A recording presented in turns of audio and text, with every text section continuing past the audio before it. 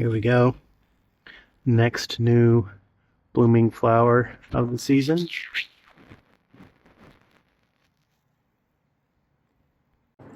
Hi, welcome to PDX Garden Home. I thought today I would just kind of talk about how gardening has gone this week, and I'm coming to you from my deck overlooking the driveway garden here. This past week in the garden has been mostly about one thing: digging. And I mean a lot of digging. I finally started the excavation of the second tier retaining wall in the east garden. When I first imagined this terrace system for this east side, just back over here, it seemed pretty straightforward in my imagination. I then started cutting into the clay soil, into that hillside, and I realized pretty quickly that this was not going to be just a weekend project. All this digging, it's going to take a while. And then laying down the wall, of course, that takes a while. Getting it just right, it's going to be months, maybe. Right now, I'm estimating it could easily be a couple of weeks just to do the digging for the second tier wall. And that's if my body holds up. Maybe I'll be having to get the blocks done by mid-March. If I finish by the end of March, that second tier, well, that'll feel like a win. All that digging gives my thoughts time to wander, and it has left me to ask the question that I've asked so many times before. Why am I doing all this? This is hard work, real physical labor. Moving heavy clay, hauling uphill, uploading the truck over and over again. At one point, I convinced myself this was basically my workout, my substitute for going to the gym.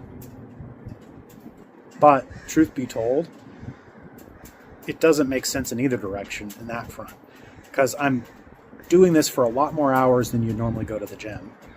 And while there's definitely lifting, climbing the hills, getting my heart rate up now and then, I think a professional trainer would just laugh at the idea that this counts as a structured fitness routine. Still, I'm sure it burns a lot of calories. But I can also ask, why am I doing this? Not just about the retaining wall, but in the broader sense. Why do I spend the time doing seeds under lights and nurse the little seedlings until they're just ready, perfect to be transplanted out, and then take them out and transplant them into the ground, all the time and effort to do that, and grow them up from there, and then harvest, and then share all that with friends and people who come over, and then all of you here on YouTube? The answer to that question is, whether it's digging or the broader question about why I garden at all, it's scratching something deeper for me.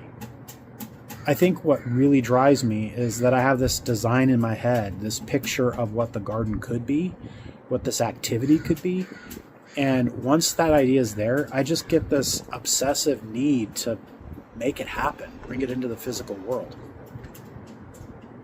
I don't know if you feel the same way about your gardens, but I have to build it. I have to shape it. I have to see it happen. And it's nagging at me until I'm making progress on it. And honestly, not that many people actually come over to see me and see the garden here in person. And when they do, when I do have guests, it's not like they're all staring at the terraced hillside or my latest blooming flowers or planted veggies all that much. I might get a few oohs and ahs, and then it's off to whatever else they came to visit me about, or my family. So that's part of why I share here on YouTube. It feels like I have to share it. Like the garden really isn't complete unless I can show the process and transformation to someone else. And I'm hoping you all are that someone else. And if I can make this driveway garden more productive, I mean really productive, like what I was aiming for with my larger garden, or some piece of that, then maybe this can be more than just landscaping. Maybe I can grow food for the community again, like I was trying to do at the bigger garden. Then this work would feel a lot more like it carries more purpose to it, I think. It's both. I like the artistic endeavor, and I want that other purpose.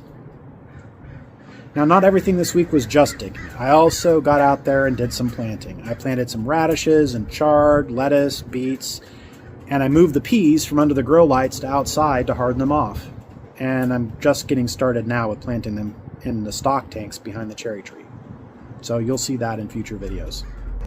It's always a relief when I can get my seedlings taken from under the lights into the outdoors. I can transition them from the protected temporary world that is under those lights and in the cell trays to the longer term in the ground or in the pots that I have outside, their place of purpose.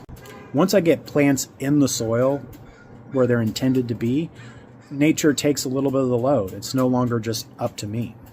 Last Sunday was actually one of the best garden days. Not because the work was easy, it's never totally easy, but my 3-year-old came out and she helped me with planting some starts. We were doing pansies, and her job was to sprinkle the organic fertilizer in the holes. So I made the holes. She would sprinkle the organic fertilizer in there, and then she would tuck the little plants into the soil and carefully backfill them. And she was actually doing it. And so I guess, well, that's the other answer to my question. Why do I do this? Still, by the end of the day, I was feeling a bit overwhelmed and tired and sore. The scale of the digging over this last week, it's really hit me. Days and days of it. Maybe weeks to come. So I'm trying to do something different with that. I'm making a rule for myself. This coming week, I'm going to keep the digging to no more than a couple hours in a single day so I don't completely burn out.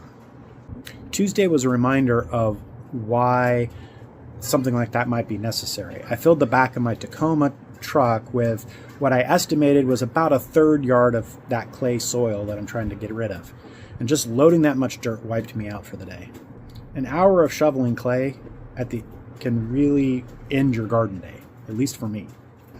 Then the next day, I unloaded that soil. That took me some time in the morning, and the rest of the day was like one of those classic Pacific Northwest surprises. I spent the morning doing that unloading, shoveling it out of the back of the truck, and then the weather said it was going to rain all afternoon. And sure enough, it rained all that morning and the first part of the afternoon, but then the clouds broke, and suddenly by mid-afternoon, it was bright, the sunshine was out, and I just couldn't stay inside. I couldn't stop. I had to get out there. The sun felt like it was calling to me. I had to get out there and take advantage of it.